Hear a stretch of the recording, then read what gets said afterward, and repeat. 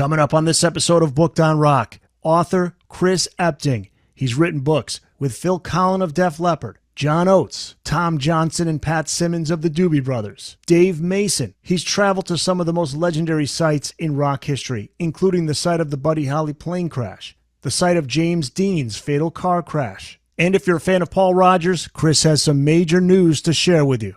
All that coming up next.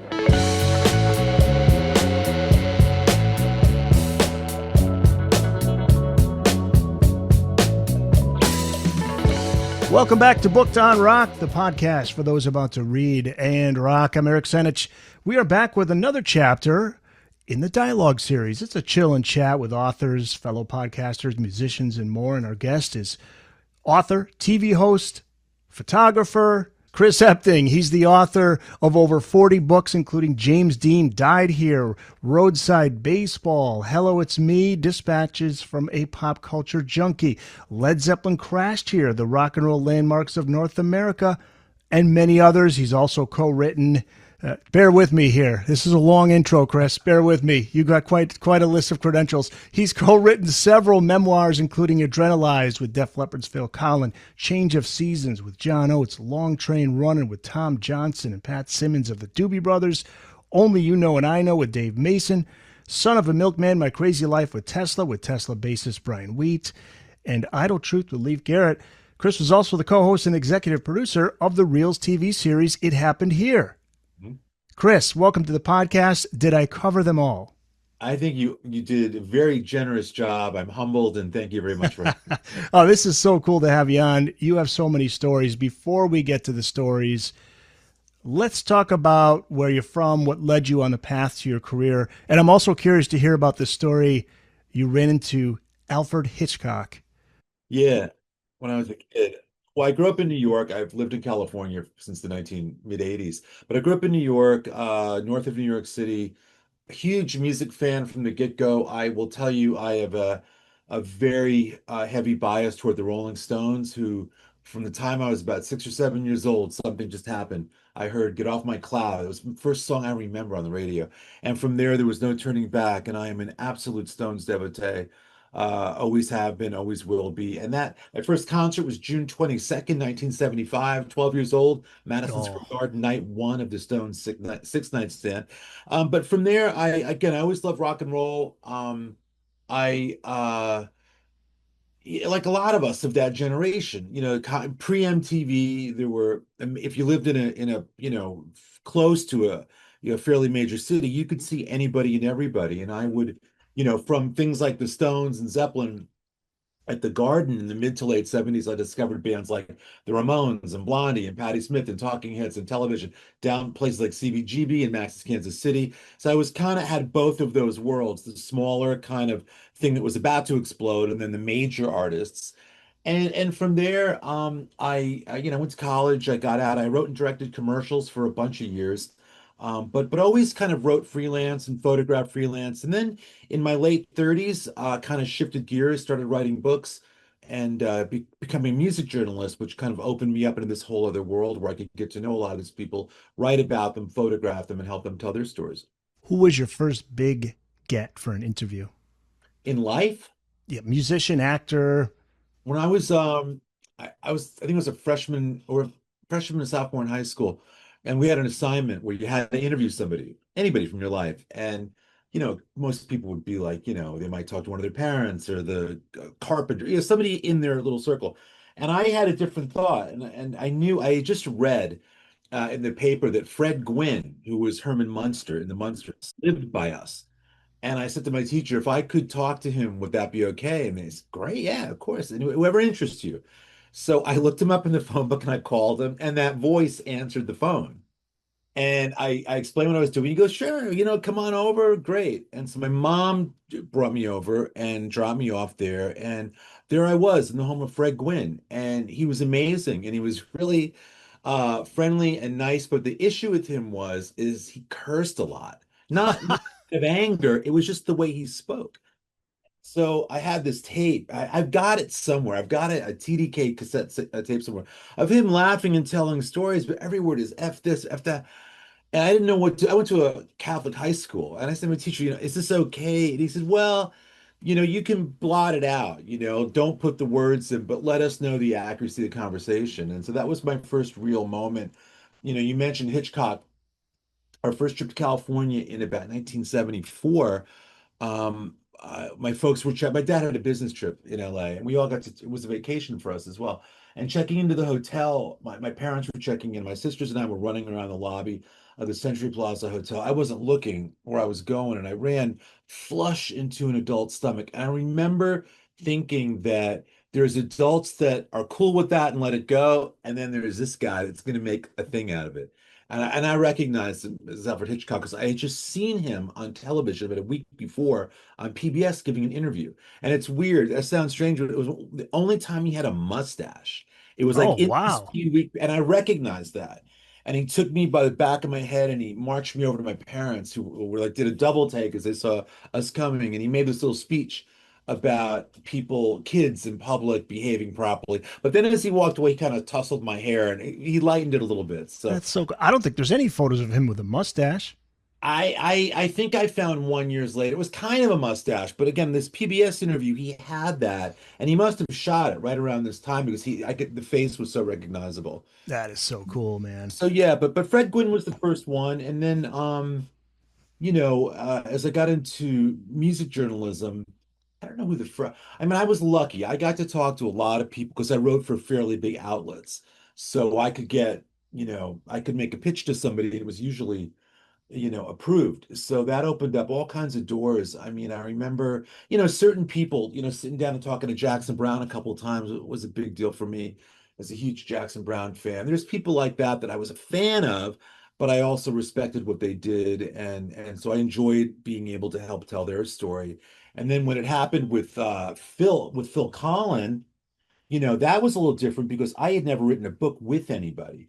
And I had written about Phil quite a bit. We had developed a friendship. We were driving down to San Diego, I think to a show. And I mentioned it in the car and I said, hey, you ever think about maybe doing your book? Because I was thinking about, as a writer, what's next? What are the opportunities? Because, you always have to, you're freelance. So you're always looking for things. And I had read some great music memoirs and I wondered about that process. And Phil said, yeah, let's give it a shot. So we did. And I just fell in love with that process. Having the trust that built up with Phil was really cool and made me appreciate that process.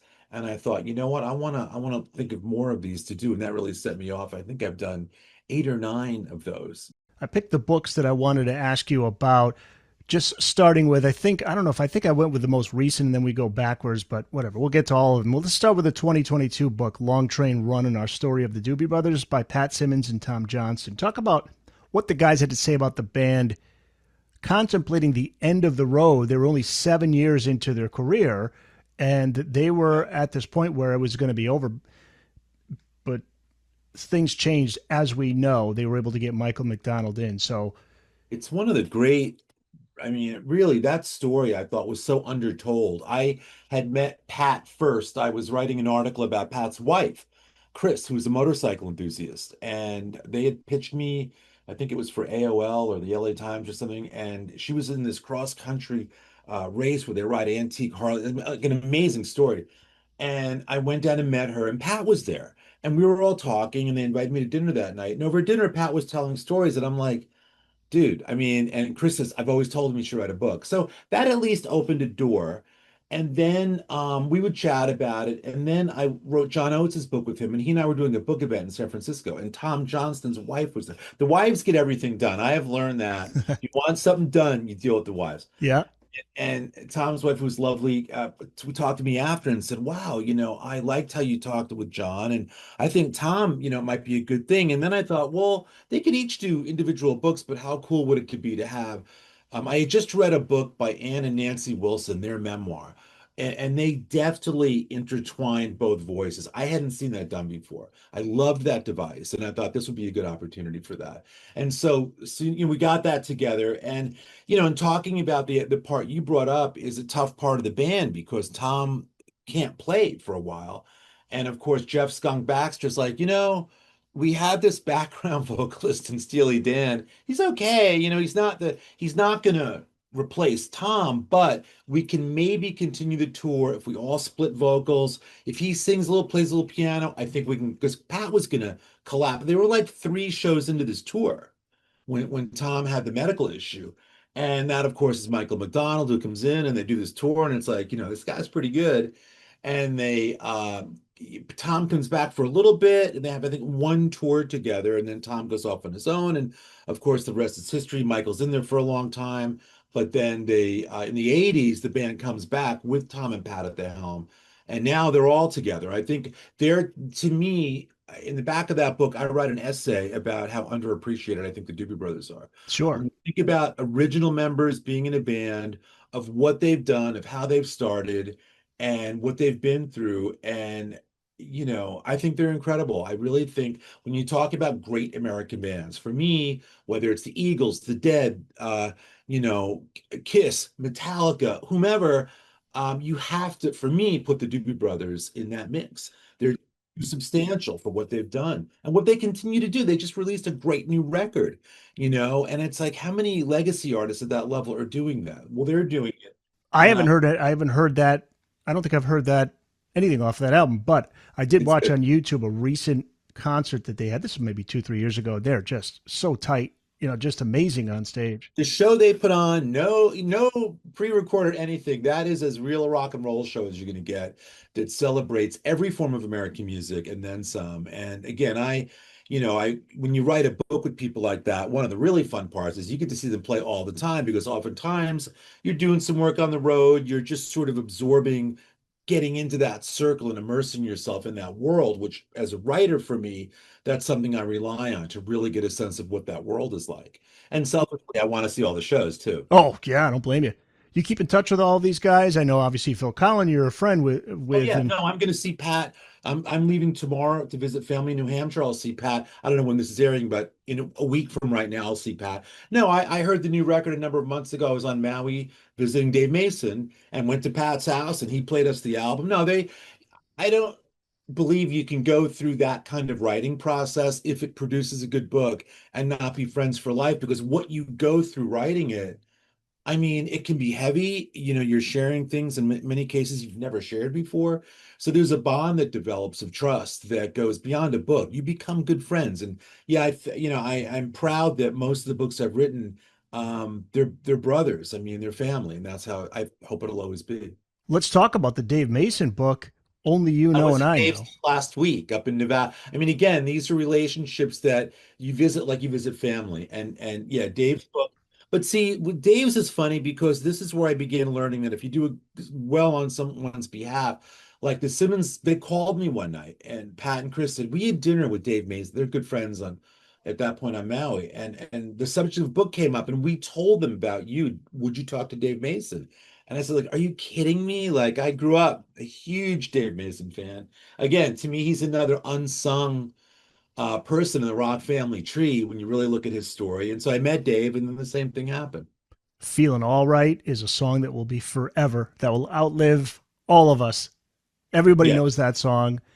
But not just that. I mean, he's on all these recordings by the Spencer Davis Group, Give Me Some Love, and George Harrison's All Things Must Pass album. He's on there. The Stone Street Fighting Man, Yeah. All Along the Watchtower, Listen to what the Hendrix. man said with Paul McCartney. Yep, yep. Co-founder of the band Traffic.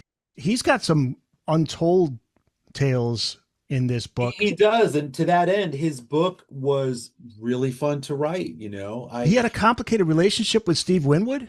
That's being polite. Yes, Yeah, very complicated.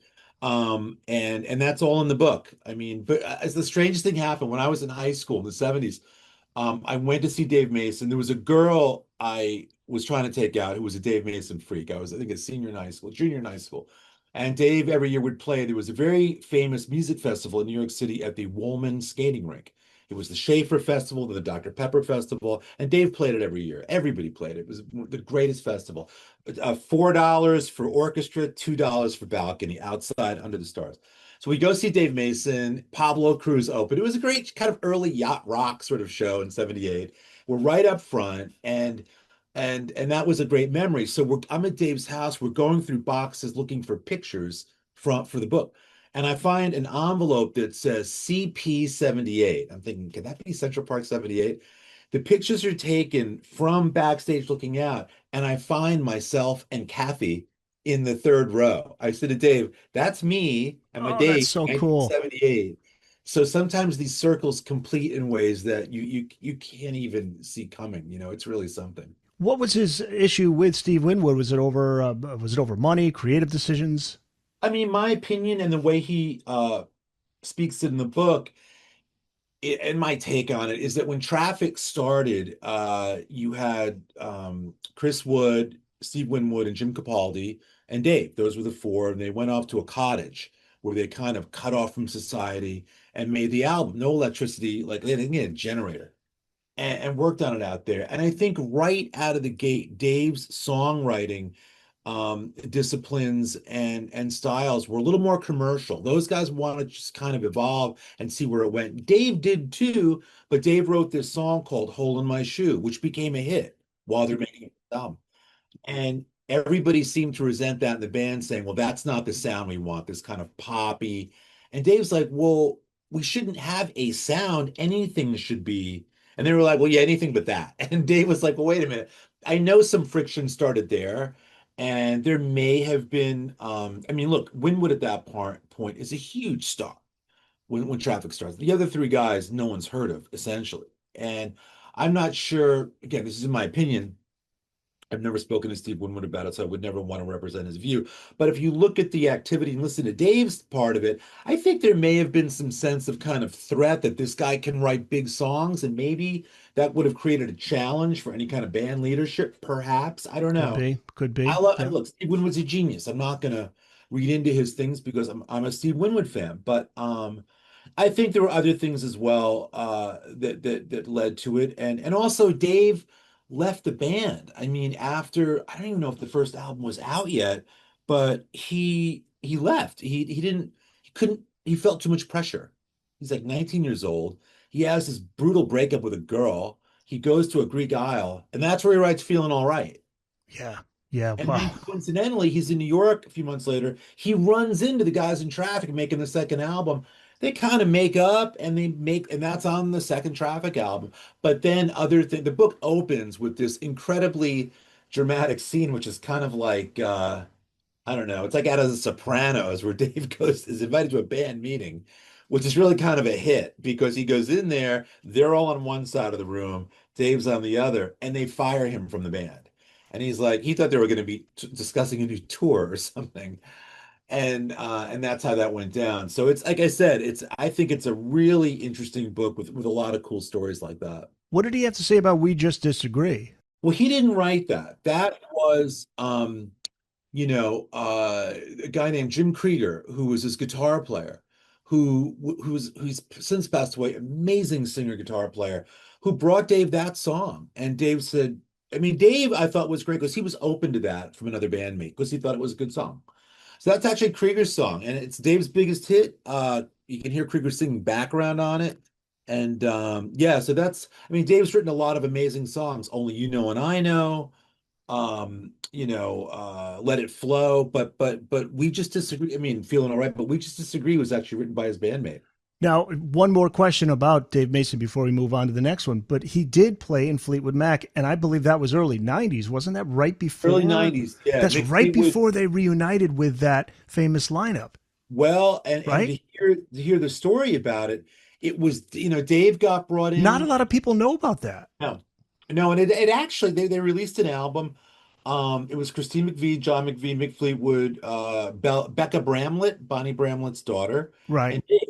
And you know, what's interesting about it, Dave would play some of his songs at the show. They weren't packing arenas like Fleetwood Mac, but they did tour with Crosby, Stills and Nash. They did play a lot of shows and they toured a lot. Yeah, I remember they played at Toad's Place in New Haven, which is a small club, 3,000 people. Yeah. And I think what happened is that ended up inspiring Lindsay and Stevie to kind of come back. I think having it out there in some way, it became a pathway to the dance, the famous reunion in the early 90s. So it did serve kind of a weird purpose in helping to spark the reunion of the band. But Dave loved that. He and Mick Fleetwood, are great friends. Mick, I spoke to him for the book. Mick wrote a really nice piece for the book. And they go back to late 60s with Traffic and early Fleetwood Mac, Peter Green and all that. But yeah, Dave did was a member of Fleetwood Mac. That's cool. Tesla, one of my favorite bands to come out of the 80s. You co authored the 2020 book with bassist Brian Wheat titled Son of a Milkman My Crazy Life with Tesla. And he lived the sex, drugs, and rock and roll lifestyle to the hilt, but it came at a cost. That took years for him to repair. Tell us about that. He really opens up in this book. Whenever you write a book with somebody, for me anyhow, I like to find, like, I always say, if someone's really well known, my first speech to them was always, let's write a book as if nobody knows who you are. Let's take that point of view to really explain things and share things almost like it's a fictional tale, because most rock star lives do read like fiction. My point is always the fans will always get the book, but what about people that don't know about you? What can we share that's going to pull in people that just like a good story that maybe you've never listened to Tesla? And with Brian, what I'm very happy he was open to was sharing health issues that came up and things like shaming and being overweight and having anxiety, things you don't normally associate with that lifestyle. To Brian, it was important to put that in the book, especially to let other people know they're not alone. And that made his memoir, I think, very different from other ones, and that there was this human element of very non-rock star related traits and stories. He was out when he was promoting the book. He had a story. I believe it's in the book. I'm a huge Van Halen fan. So the story was that David Lee Roth was going to manage Tesla. Am I getting that right? Yeah, I have to look at the book, but yes, that's absolutely true. He was involved, loved them. And it was almost like the way Gene Simmons first got involved with Van Halen. Like you see a band that you think is gonna, I don't know what happened to reroute that, but no, he was absolutely there and present. There were a lot of people early on that really loved Tesla. I mean, Def Leppard took them out on the Hysteria tour, and they were almost like the baby band for Def Leppard back then, because Def Leppard loved them. Phil Collen wound up producing some Tesla later on. But yeah, Brian also had a really good memory for stories. That's not always the case. In some cases, you've got to do a lot of interviews to substantiate things or fill in some holes. But Brian was really sharp with those stories, and that was a fun, slightly easier to book to write as a result. Leif Garrett, his story is pretty well known. I mean, this is a guy who's survived a lot, a teen idol on top of the world. Drugs led him down a dark path. What can you share from this book from 2019? You co authored with him. It's called Idle Truth. Yeah, I could probably write a book about writing that book. Yeah.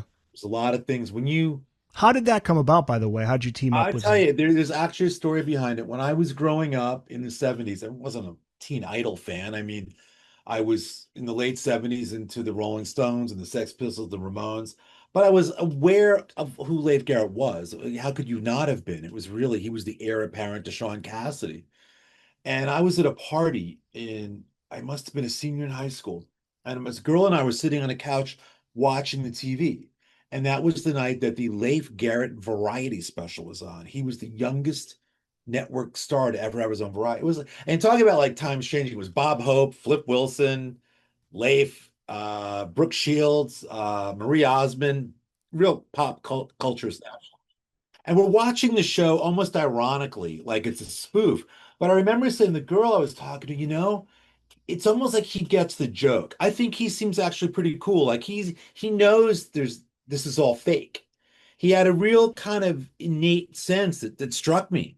And then I learned we're basically the exact same age. And then all through life in the 80s and 90s, when he would pop up in the news infamously for like a drug arrest or an accident or something, I always looked at him and I thought, like, what happened? Like when you're the same age, you've gone through. I have a twin sister. We go through things at the exact same pace, and I kind of felt that with Leif. And I felt bad whenever I would see him. I thought, you know, there's a story here. There's many stories here. And then in the it was around 2000 or so, VH1 did that Behind the Music episode, which was like, I mean, everybody. I think it was the highest rated episode. It was Leif Mind Garrett. blowing. Yeah. Yeah.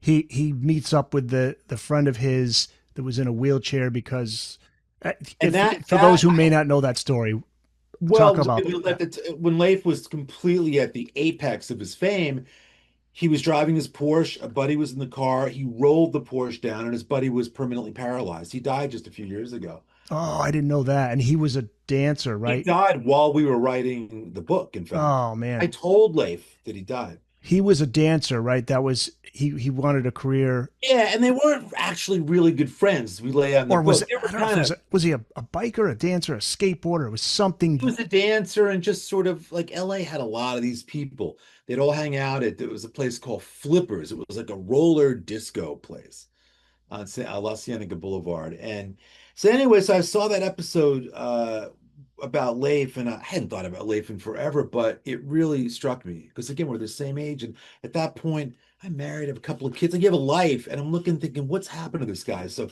I want to say, after I've written a few of these co-written memoirs, I thought, what the hell? You know what? I hope Leif is telling his story. I found out who his publicist was, and I wrote her this letter about if he ever wanted to write his story, an approach that I think would be effective to take.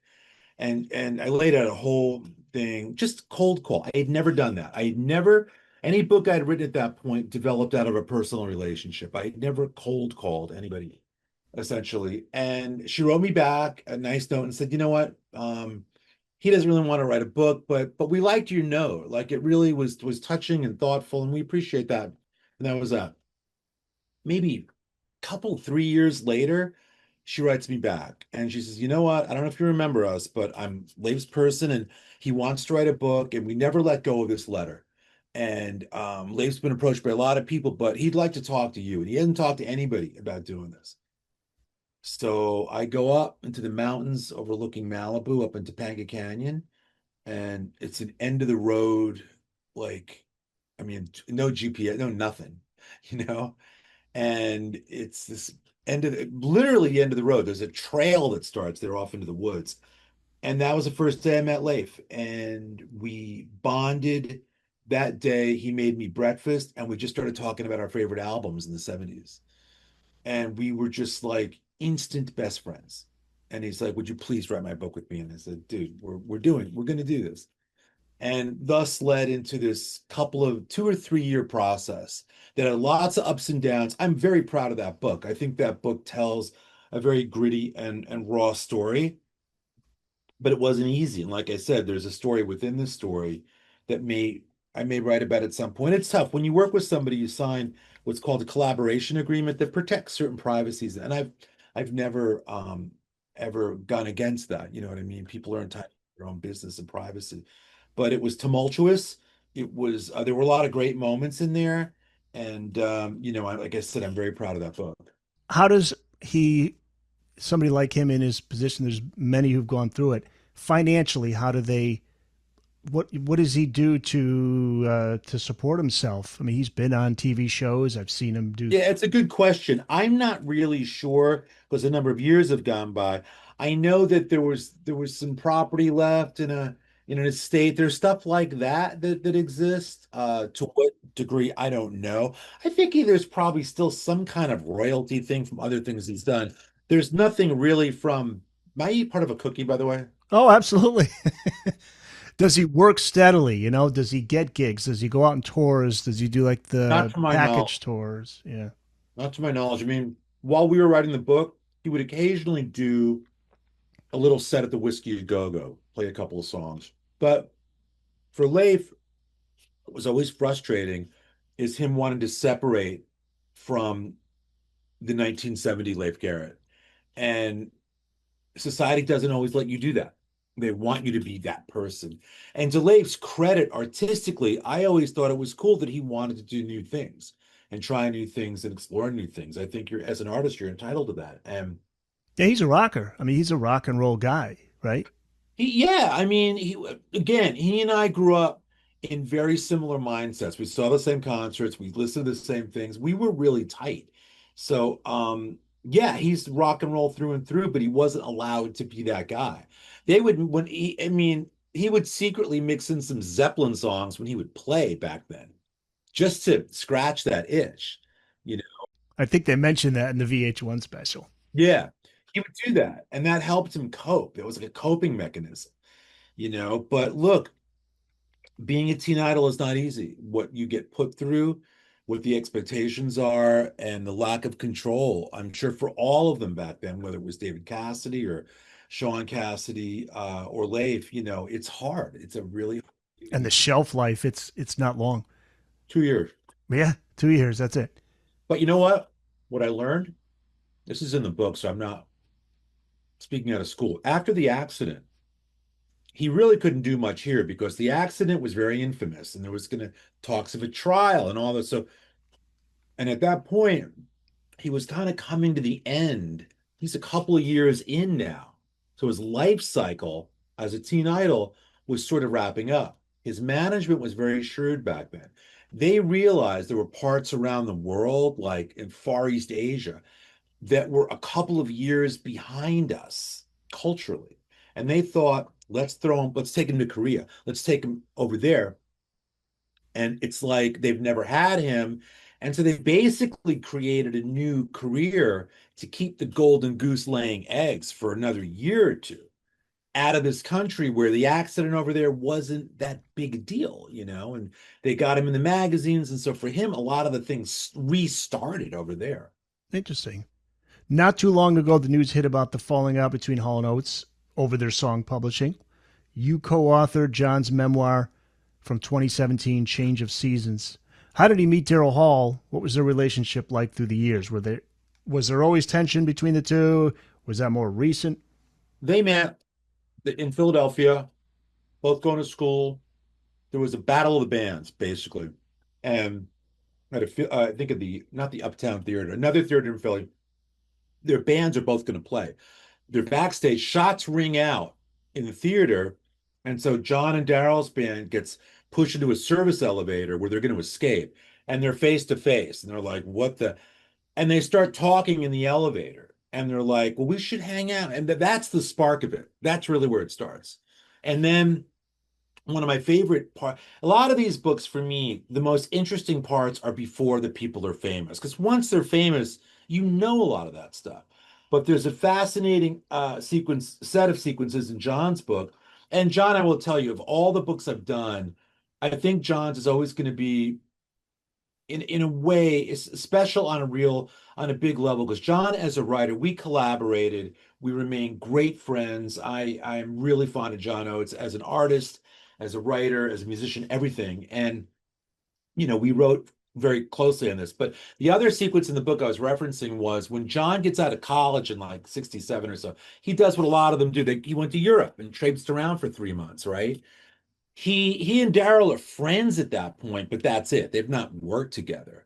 And Daryl gets his sister to rent John's apartment while he's gone. John says, hey, would Kathy sublet my place? Yeah, no problem. John comes back 3 months later. There's a padlock on his door. She didn't pay the rent. So John's been evicted and he's got nowhere to go.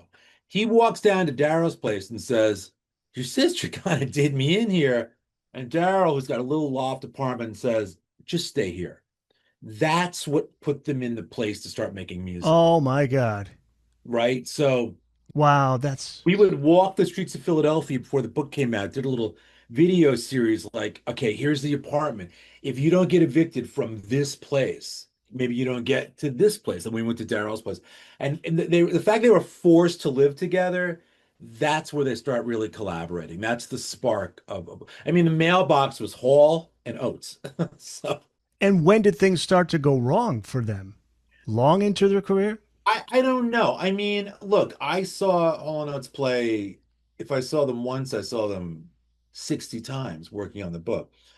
I mean, again, they put on great shows, sold out every arena, every theater, whatever. It caught me off guard too. I mean, look, there's always artistic tensions that I think exist or disagreements, but I've seen that a million times. Sure.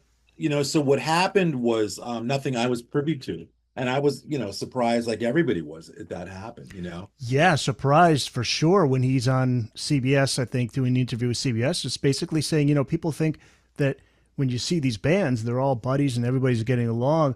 Yeah, he goes, we would, for the longest time, we'd show up at the gig in separate buses or planes or whatever, Which get I on have to stage, tell perform, and you go home. isn't a bad thing because I think once you understand the business of it and the dynamics, you don't have to be friends. You know what you're there for, whether it's Jagger and Rich, whomever, you know what the gig is. And what can help it keep it going sometimes is you don't get sick of each other. You're there to work. And I think you can look at it that way as well. One funny anecdote in the book is they had a little stoop outside their apartment in Philly, this little place, and a girl walked by one day, and John starts chatting her up, and she's a flight attendant, and her name is Sarah. Sandy, actually, but she also goes by Sarah. And John writes a song for an album called the album is Abandoned Luncheonette, and she says, "Well, I'm a flight attendant. I'm going to Las Vegas with a bunch of gamblers. They call it a Las Vegas turnaround. You just go and come back that night." And John says, "Wow, cool." He writes a song called Las Vegas Turnaround.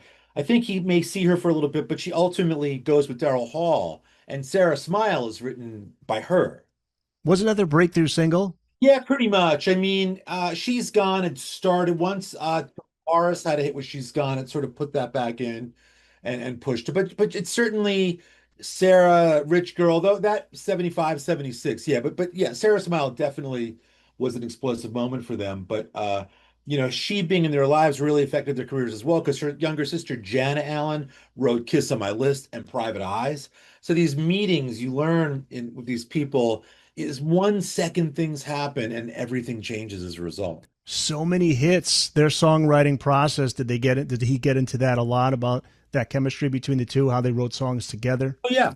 Well, the thing about them that I think really helped was you had a variety of scenarios. They would write together, they would write apart. Jana might have an idea. So you had a female point of view, you had collaborations, you had solo things. So if you listen to Hall & Oates hits, none of them really sound alike, which I think is interesting. If you look at She's Gone versus Sarah Smile versus Out of Touch, they all sound different. It isn't like a band where you can always tell it's them. You know what I mean? There's not like a signature sound. And I think that's because the inspirations were coming from so many different sources. Def Leppard, one of my favorite bands. So let's get to Phil Collen's memoir, Adrenalize from 2015. He's the longtime lead guitarist for Def Leppard, but not an original member. And long before he joined the band, he was really roughing it out in pub bands to talk about that and how he, along with Def Leppard, really had to struggle and fight their way to the top. Work ethic, huge with Def Leppard to this day. Oh my God, that's the thing with them is that working class, we call it blue collar over here in this country. But yeah, Phil was in a very cool glam band called Girl before that, heavily into Bowie and glam rock, like Joe Elliott. And when Phil joins the band, I mean, they've had some success, but it's really, I think, you know, uh, um, Pyromania was obviously such a huge breakout record, and Mutt Lang and everything. I mean, Phil's audition, I think, basically was the solo on they played him Photograph, and he went home and came up with the solo, and they're like, yeah, he gets it. And yeah, having seen them and been with them a lot, their brotherhood is real. I mean, again, it's like they are as loyal to each other. I love watching them kind of communicate with each other. You see it when they play. They've got it all where everyone's got each other's back. Feels like a soccer team in a way. And they are. They're always kind of, even when they're not together, there's a lot of communication. And I think they're a very unique band like that. I really do. In a day where so many bands fragment, badmouth each other, break up, whatever. Def Leppard, I don't think you ever have to worry about that. They're good friends, they respect each other. Um, you look at what happened with Rick, because Phil would say to me, people always would say we didn't think you were going to keep your drummer after the accident that cost him his arm. And Phil said it's so strange because it's the exact opposite. Our thing was, why would it cost us our drummer? He can still play and he's our brother. We're going to figure this out. And they never thought for a minute that was it. It's not how they think. It's so awesome. They were talking about that in the past, and I love that. And that is a story in itself. That is an inspirational story right there. The comeback of Rick Allen. Unlike anything else. I mean, in rock and roll, it's hard to find a story like that. There really is, where that happened and they rallied, and what Rick He's went through. tapping the he had like a when you're in the hospital bed to keep you from sliding down, they have that foam thing at the bottom, and he's tapping that with his foot. His brother brought in a transistor radio for him to listen to tunes with, Right. and that's when the idea came to him. Phil, they first visited him in the hot was he and Steve Clark. They didn't know how to prepare. And they said right away he started talking about how he was going to get back in and do this, and they thought he was delirious from medication. They didn't realize that was the plan. And when they did realize it, they were like, "We're making this happen," And they're that band. It's such a testament to that kind of togetherness and just collective teamwork. I think I love them for that. And Phil does all the licks, Steve Clark licks, on adrenalized. When Steve Clark died, sadly, he died. He could not kick his drinking, and he died. And does Phil talk about that? That was a difficult thing for him, I'm sure. But yeah, they were twins on the road doing that stuff. And when Phil saw the light and began to straighten out, he couldn't get through. And nobody could get through because, it's hard when somebody doesn't want to do it. And it devastated him. I mean, there's a scene about him breaking down in the freeway after he's gotten to the studio to replace some parts, and Phil just breaks down crying behind his wheel. It all hits him that Steve's not going to be there anymore. And but again, they got through that. They got through it. They figured it out. And it's again, they're just such a remarkable band. I love them, and never gave up during the 90s. All the changes, the grunge era, all these things happened. And they could have, Joe Elliott said, we could have, I think he said somebody mentioned to him once, hey, maybe if you just break up just so you can have a comeback tour, so you'll make more money or draw more attention because it's a comeback tour. He's like, no, we're just going to keep plugging away. And that paid off because now they're a huge draw. And they never altered what they did. I mean, they stayed true to who they are. Yeah, Slang was the only album where they kind of departed, but A little bit. But it's funny. I was playing Slang the other day. I think I like that record. There's some good stuff on there. Really interesting record. And they stayed at it, they hung in, and they were one of the first bands to really appreciate, I think, years later, the concept of co-headlining. Today it's like nothing. But their management to think, okay, if you took Journey and Def Leppard, I mean, that really changed the landscape for a lot of bands and bang for the fans' buck when you go out. Allowed you to play in big venues still. Yeah. They were one of the first bands to do that. So Def is like, I'm going to see them in a week and a half. So all these Cool. nice summertime chance to see old friends play. Our guest is author, TV host, photographer Chris Epting. We haven't gotten to the TV and photography part yet.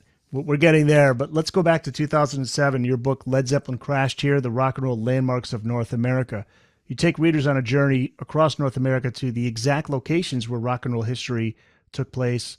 Nearly 600 landmarks, and I'm hoping you can share a story or two, like the Bob Dylan motorcycle accident location or the Buddy Holly crash site. Did you go to these places? Oh yeah. Yeah, that's the fun of writing a book like that, is really exploring, what's there. And I mean, recording studios, concert sites, death sites, accidents, everything. I think one of my favorites is a street in New York City, St. Mark's Place down in the East Village. And there's a big building there that the Rolling Stones, when they did their famous Waiting on a Friend video, where Mick is sitting there and Keith comes down the street and they connect. And you look at the building and it's the exact same building that was on the cover of the Led Zeppelin album, Physical Graffiti. So here's a landmark that kind of lives in two different rock history moments, which I think is really cool.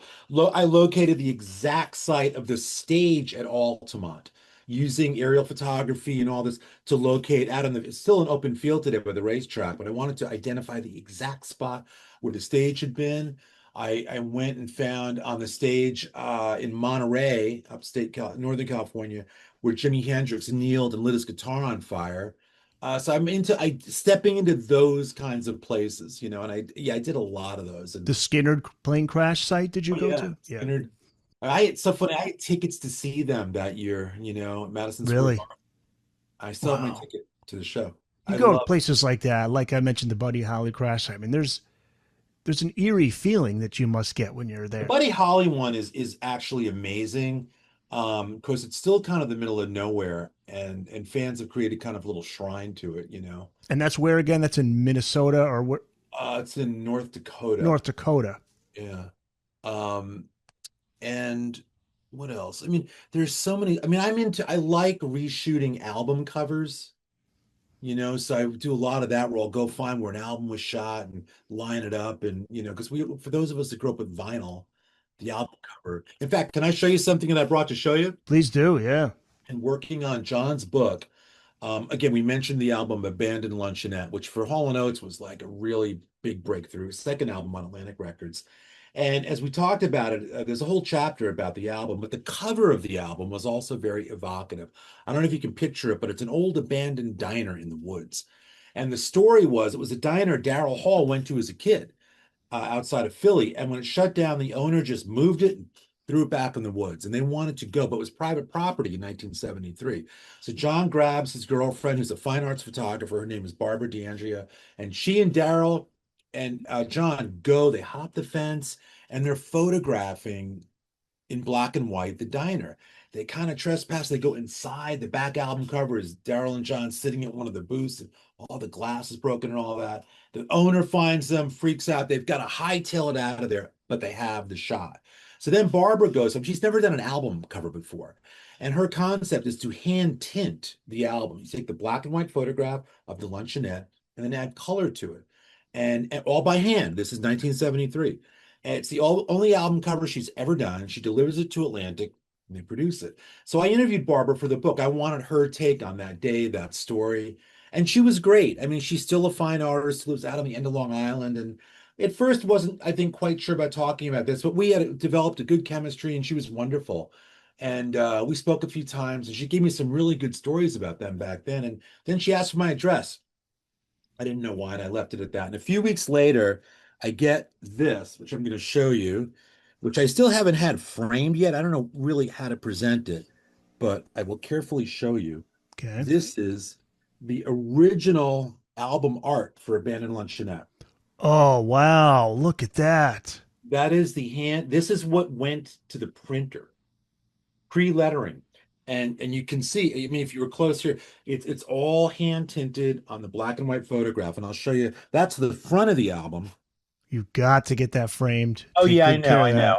I had moved not long after I'd received it, but it will be, hold on one sec. And then this is the back of the album where you can see Daryl and John at the diner. There it is. You can see too, it is signed by them. And I never, when I work with people, I don't ask for anything. It's just not part of my thing. But this was different. And I thought, you know what, if I've got this, I've got the access, why not make this one piece that they would sign, which they both did. And Wow. yeah. Get that framed, man. Take Yeah. good care of that. Take extra care of those. That's fantastic. Yeah, you've Yeah. been to so many of these places. Well, that's the fun of it. I mean, when you go into a recording studio, Sunset Sound in LA, and you think about the Stones doing Exile on Main Street, you think of Van Halen there, you think of the Doors there, little tiny, as big as this room, not big fancy studios, little kind of out of the way places. And you think about what happened in there, and you begin to reflect on what it was like when they were there and what it sounded like and what it felt like. And for me, that's really the exciting part is stepping into those spaces and feeling that energy that is oftentimes left behind, you know? And That's what I say. That's, yeah, you get that eerie feeling, like you yeah, did. That's just one of the books that you've written on this. Before I've that written a whole was series of those books. whole But series of them. you find places sometimes. There's a place in downtown LA called the Morrison Hotel. It was an actual hotel. Yeah. And the doors, Henry Diltz photographed them. Famously. He wasn't allowed to, but they kind of got in and did the shot. The back cover of Morrison Hotel is the band at a little tavern that was called the Hard Rock Cafe in down a few blocks away. I think they walked to it. And it's funny, it's no longer there, but when the album came out, some British entrepreneur saw that, and Henry told me he called him and asked, does anybody own the name Hard Rock Cafe? They didn't. And that was the birth of the restaurant chain. But anyhow, I wanted to go find, again, for me, it's about going and finding location. And I go and I find what had been the Hard Rock Cafe. Today it's a store, but if you go in, it hasn't been gutted. Like the pillars, everything's original. And it's like almost a little, not a department, a little sundry store, it's a little food, little items and things like that. What was really cool about that, though, and I think this is in that book, is it's sort of like the Stones Zeppelin site in New York, where it has a dual function as a rock and roll landmark. Yes, the Doors are photographed there at the bar, but in the 19 whatever, whenever Beat It came out, is that what were you talking about? 83.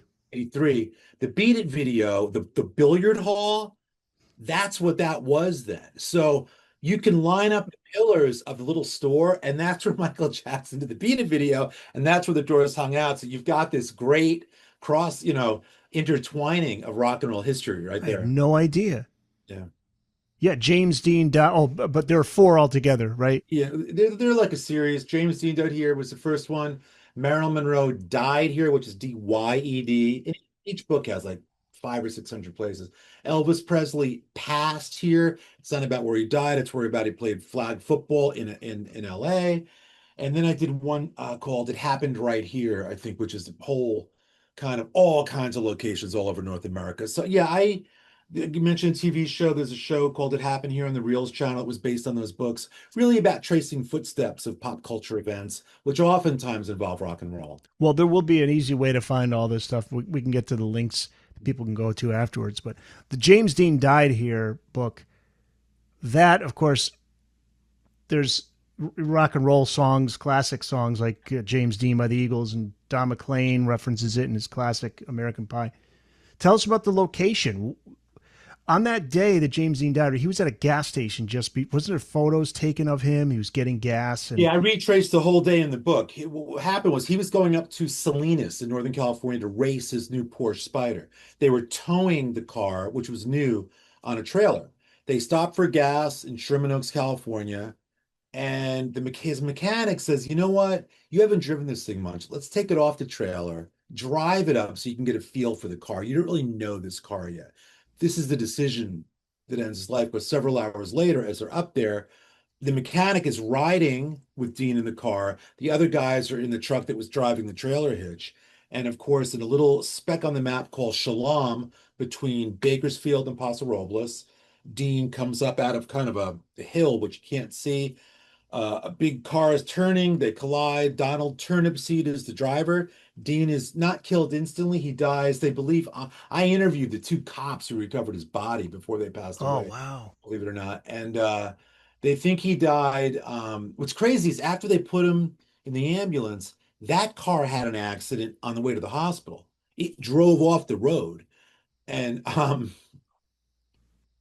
but they thought Dean might have still been alive then, but he died somewhere probably en route to there. And I just thought to call the book that because that represented all of those places that we pass by every day and you don't know what happened there. So the book is about lots of those places. And to me, James Dean Dyer, that's just sort of he's always going to be one of the great pop culture icons. And that book for me was a game changer. NPR made it like their book of the summer. It's weird, but like whenever it came out, 2001 or so, offbeat travel wasn't really yet a thing. That kind of road trip looking for movie locations and all that kind of thing. There wasn't a lot of it. And this book became kind of that. And it built an audience pretty quickly and it allowed me to do sequels because clearly, the book did well enough and proved that people wanted those kinds of places, movie locations, crime scenes, accident sites, whatever, just to make sense. For me, it started as a kid in New York. I read an article about Marilyn Monroe's dress and the 7-year itch where it billowed up over the subway grating. And I didn't really know who she was, but it said that the subway grate was at the northwest corner of Lexington Avenue and 52nd Street. And the next time we were in the city, I like dragged my parents over there just to find it. And I found it. And I thought, nobody knows this but me walking around that day. And that was the moment. That was the spark where I thought, there's got to be a lot of places that we walk over, but something happened there. And that literally, I was about 10 years old. I never got that out of my system. And from that point on, I was always, if something happened, I would think, where is that? How can I go find it? And that propelled me off into kind of where we are today. The Marilyn Monroe died here, Dyed, is great. I love this story because this is where she dyed her hair blonde. You went Yeah. to the location there on Hollywood Boulevard. Which doesn't, some people might think that's frivolous, but when Norma Jean Baker becomes Marilyn Monroe and becomes a blonde, that does in a lot of ways change cultural history. All of a sudden, this icon is born. So I don't take that lightly. I think those moments do matter, and again, I think it's a little coffee place today, same building. And I was in there, I think taping a little documentary thing was, and talking to one of the baristas is like, he was blown away. He loved Marilyn Monroe and he could not believe that had happened there. When people learn about these things, it redefines their feeling about it and it creates like an instant emotional connection. 6513 Hollywood Boulevard. Yeah. Hey, did you do the Allman Brothers site where both Dwayne Allman and Barry Oakley, the bassist, 1 year later, same place, I'm an Allman Brothers freak. So same here. when I selfishly love a band, I'll always kind of dig deeper. So yeah, I have the accident sites. I've got, of course, the house where they lived. I went to the grave of Elizabeth Reed. I went to the site of the wall where they shot the back or the front cover of Live at the Fillmore East. So yes, absolutely. The Allman Brothers factor in a number of my books down in Macon primarily. And I've been there a number of times, in fact. I think they've done a really good job in the city of commemorating the Allman Brothers history there. Love that band. Love that band. Another titled Me Elvis too. great band. Elvis Presley passed here, and this is he passed the football there. He had touched football games with other celebrities. This is where. What was the park? It's called Deneve Park. It's off of Beverly Glen near Sunset. Right in really nice area, a little small park. You would play Ricky Nelson's. And I just helped out with a book with Gunnar and Matthew Nelson, Ricky's sons, that comes out later this year. And they knew about that, would tell me little stories about Elvis and all that with their dad. So that was always kind of fun to kind of get their take on it. That's But yeah, cool. and I love Elvis too. There are great Elvis sites, of course, all over the place. And in that book, there's a whole chapter just on Elvis locations. The book on Jimi Hendrix. This is one Hendrix fans should get if they haven't got it yet. It's from 2023. It's called Jimmy and Me, The Experience of a Lifetime. A young screenwriter named Jonathan Stathakis, with just one movie credit to his name, is invited to collaborate with Jimmy on a film. And then it leads to one of the craziest trips in music history. Any stories you can share from this? How did this guy meet Jimmy? He was a college kid in the late 60s who, like a lot of college kids, would make a little experimental film. And he forgot about this movie. He was like in college and he kind of wrote it. It was like a nothing movie. He gets a call one day. He's back living at his parents' house in like 68. And it's a he's summoned to Midtown Manhattan for a meeting. They don't say why. Bring him in. Our client saw your film. And he first said, film, And then he remembers, you mean that thing yeah. What happened was it ran for either 1 or 2 days in London. Whoever had financed this little film, if it ran someplace, I guess you could recoup some of the money. You had to get it shown somewhere once. On that day, Jimi Hendrix happened to be in the theater and he fell in love and he noted who the quote writer was. Jonathan's like, I don't even remember what I wrote, but they bring Hendrix into the room and he says, I love your film, man. And Jonathan, who's a Hendrix fan, is like, really? And he says, I want to do a film with you. I want to collaborate with you. And they do. But what happens is that, Hendrix at that point, his time is kind of weird. So he can't find a ton of time to collaborate. So Jonathan just gets swept up in the storm at that time. So there are really cool stories. If I can share a quick one that's non-musical related, but Sure. so crazy. Jimmy is up in Woodstock, New York, I think he's getting ready for the festival, which is going to be about 30 miles away in Bethel. And Jonathan's up there. And Jonathan has a friend who lives locally in Woodstock. He's a beekeeper. And he gets called. Jonathan's with Hendrix. And Jimmy says, where are you going? Well, my beekeeper friend, he's got an emergency. Jonathan goes and meets him, the beekeeper friend, who's got a truck. And he says, listen, my girlfriend and I, we're moving our beekeeping thing up north, like I think to Washington State. We can't sell enough candles here. It's just not working. can you lend us some money, like some seed money? And Jonathan's like, do I go ask Hendrix? And he says, how much do you need? It's about $2,000. That's all Jonathan has, which he has made. He's a photographer too. He has sold a few Hendrix pictures already. Jonathan's like, and the guy says, look, I'll pay you back double if we want to make the money back, and we'll make it back. Jonathan gives him the money. They load all the bees up. Jonathan gets stung. Hendrix says to him, like, what the hell happened to you? I got his friend with the Hendrix rolling his eyes like, dude, you're never going to see that money again. He doesn't see the money again. But the friend moves up north, and after a couple of years, the candle thing doesn't really happen. But his girlfriend's like, we got to shift gears here. We got these freaking bees. She reads a 17th century book about the medicinal properties of beeswax. And she's like, you know what? Let's make something non-candle. Let's think of some products that would harness this supposed health benefit. His friend's name was Bert, No way. and I Burt's use Bees, yeah, that's the guy. I That use that stuff every day. that's the company. So Burt's Bees. yeah, Oh so my that's again, god. that's a little weird story in the book, but it's still. At first, I thought we put that in there. Well, that's too good. You have to find a way to make sense of it. And the fact that Hendrix was like commenting on those things, like, okay, that's cool. That gets it in because Hendrix acknowledged Right. the effect of the bees. That is so wild. All right, let's talk about the TV series It Happened Here. How did that all come about? What was the show about? Maybe share some 10 favorite episodes episodes. we did. I think they're on demand on the Reels channel. It's just, I had been approached by a production company about adapting those books of retracing footsteps of famous places related to people because I was doing that anyway. So, hey, let's take Janis Joplin. I'll go to the bar where she has her last drink. I'll go lay on the bed where she died, all that kind of thing. And that's what we did. So John Lennon, Marvin Gaye, Kurt Cobain, Janis. I'm very proud of the series. It got really good response, and it's me and other guests related to the subject. I'm kind of the storyteller that threads the narrative, but then we'll have like Marvin Gaye's sister giving her take, Richard Pryor's son, all that sort of thing. And but it was a really fun show to do. I like televised storytelling like that. I like being out on location. How long did it last? How many seasons? It was one season, 10 episodes. We talk about maybe another one. COVID kind of got in the way of another one. Like there was a lot of different projects, but we were talking, and in fact, the production company and I have been talking about something similar to that, like an updated version of it. That would be great. There's a section on your website features your photography. So let's talk about that. Some beautiful photos that I want to ask you about. But first, how did you get into photography? Always been a hobby.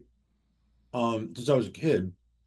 I like nature photography, but the more music journalism I started doing, I would always like, I would ask the subject if I could photograph them in portrait for the story, but also to give me a deeper sense of what they were about. We could almost have a little photography session. And at first, you know, not everyone agreed to it, but once they started doing it and saw that it actually enhanced the story, I would shoot everybody like that, and it became a real fun part of any journalistic project. And I remember like Steven Tyler, for example, where I would shoot him. Let me see, let me see, let me see. He look at, oh, okay, well, let me do that. And he started shaping the process just by looking at what, which was cool. And oftentimes this would be after I had spent a little time with them, so some trust had been developed where I don't go in like interviewing, I would just try and have conversations. And if that felt good, then they would, I think, give you a little bit more as a visual subject, and I was always fortunate. I always consider myself fortunate to do that. And it made for some fun pictures too. And it turns out you took a picture of Ozzy Osbourne recently, and we've obviously lost Ozzy. It's a great loss. You took a photo of him. I think it's dated 2025. I think it's a little older than that. It's a little older than that. What's the story behind It's not this? that long ago, and it was like it's a non it's like a non-Aussie photo. I don't know if you have it up. I can post it, but yeah, it's a very pensive because he was talking about this something that happened that particular day. Some news had come out that was unfavorable in a certain degree to his livelihood and some things related to a tour he was announcing. And you see it, I think, in his face. It's a very serious, pensive kind of look, but I think it also presents a very sensitive part of him that was there. I think Ozzy was a far more complex artist than he gets credit for. I think like I think he understood who he was. I don't think he was a caricature. I think he took himself more seriously than he let on. And I think he worked really hard at what he did. I think his relatability to people, it's kind of like Def Leppard in a way, that workmanlike, working class, get it done thing. I think Ozzy was sort of the first of that. And You're preaching to the choir with Ozzy and Def Leppard too, but Ozzy to me was just brilliant, and the body of work is absolutely phenomenal from Sabbath to solo. Yeah, I'm sorry, it was 2015. It says here, not I 2025. th well, see that I think it's earlier than I think it's later than that actually. Oh, That's okay. a bit dated. And I've shot him numerous times too. Once we did it once and Sharon liked it, then you're in. Then she's, oh, shoot Oz, shoot Oz, shoot Oz. I did it a number of times. And same thing with Aerosmith and Gene Simmons, Lou Reed, which am a huge Lou Reed fan, and that was difficult and challenging, but totally worth it because he didn't like having his picture taken, evidently. I can imagine. Yeah, was it Gene Simmons with makeup, without makeup? Without. Well, I've done both, but it was without, and I'm super proud of those. I'm a big Kiss fan Same as here. well. And I mean, I appreciate and respect Kiss. And so yeah, I like that. And when I write a book with somebody, I like to shoot them, and like to get that going. So I've shot John. Anybody I've worked with, I like to photograph just for my own portfolio or just kind of give them something back that they may like. Beautiful Uh, stuff, like the Coyote in Death Valley. yeah, yeah. Like I said, I love nature photography and I shoot a lot of birds. That's really my favorite aspect of nature is bird life. So I still shoot a lot of those. Well, people can see all of them at chrisepting.com. And I was happy my son at that time, who was in college, he took up photography. And then he would come shoot all the shows I covered. And so he and I had a great time seeing dozens, if not hundreds of bands. And he shot everybody. I mean, just from the biggest to the smallest, from punk stuff on the Warped Tour up to Kiss and Def Leppard at the Forum. He was always in the thick of it, which is really cool to watch him kind of chase his own dream there through college. Yeah. All right, let's finish with, and I asked you through email if it's okay to talk about, because I don't know how many people know about this project, but current projects you're working on, a Paul Rodgers book. Oh Yeah. my God. Okay. Paul Rodgers, a guy who deserves a book. Tell us about this. When is it coming out? When's it due out? What's it going to be Yeah, and covering? he talked about us publicly, so I feel comfortable. Okay, For a good, while, good. we were super quiet, but he talked about us when he was on Eddie Trunk, and I met Paul. I interviewed him years ago, and I wasn't sure he remembered that, but about a year or so ago, somebody representing him contacted me, somebody I'd worked with, and said, Paul needs a book. He's never really wanted to do it, but would you at least talk to him about it? And I said, I mean, you don't have to ask twice. I mean, Paul Rodgers to me is, if any rock royalty truly exists, and he would hate me saying this because he's very humble and very modest, but come on, if Oh, you grew up when we grew up, Bad Company and especially Free for me, I was love Free. oh, Everything else Free, he did, Bad his solo, Company, The Firm, the the work he firm, did his with The solo work, Firm, Queen, everything, solo everything. work. The guy's voice is velvet, legendary voice. And so we had a Zoom call, and I could tell he didn't want to do a book. And we talked about it and joked a little bit. And I think he realized that the process could actually be fun and it could be wistful and a little nostalgic. And he'd been through so many health things. I think that shifted his perspective as well because all of a sudden now no one's guaranteed anything. And I think he How felt is he like doing, by the way? He had a heart he's doing condition. great. He had a number of strokes and hard things.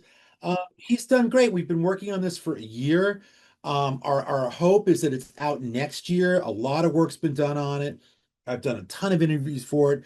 Paul and I have had dozens and dozens of sessions where he has shared wonderful stories from growing up through his entire career, from again the early days into Free, into Bad Company, everything after that. So I think we have photos that are absolutely incredible and most people haven't seen. This book is going to be really special. this was all culminating around the fact that Bad Company finally got inducted into the Rock and Roll Hall of Fame. Ceremony will be this fall, which is really exciting and a good thing for the book. And yeah, I'm so excited. I think Paul is really he's one of the most graceful uh rock stars you'll ever meet because he really is modest and he really is he doesn't carry himself in a way that some people do at that level. His humble nature, I think, belies the ferocity of what he brought us, the soulfulness, the blues-based, um, just you know, unmatchable passion that he brought to those hits and deep cuts and everything. So solid, an amazing guitar player, which people don't know a lot about. Really, I saw Bad Company with Leonard Skinner maybe 10, 15 years ago up in the site of Woodstock there, Bethel, New York. yeah, yeah, yeah. When they broke into Seagull, I mean, the goosebumps. I mean, just goosebumps listening to him sing that song. That is my favorite deep track of his from Bad Company. There's a new tribute record that comes out this fall. It's announced, where a bunch of artists have done Bad Company songs, and Joe Elliott and Phil Collen do Seagull. So you'll love that. Oh, that's fantastic. Well, I cannot wait to have you on to talk about the book when it's out. I can't So, wait. Like I said, I am so excited. With Paul, it's like when you realize who you're talking to and his seriousness to the that's the other thing too, the way he embraced the project and the seriousness with which he takes it. yeah. His wife Cynthia has been a remarkable help. Longtime manager David Spiro. The four of us are kind of like this team. And what we've been working on the last year, I can't wait for the world to experience it. I think it's going to be I know it's going to be a really special project, and we'll talk about it once it's Sure. out for Can sure. you say who the publisher is?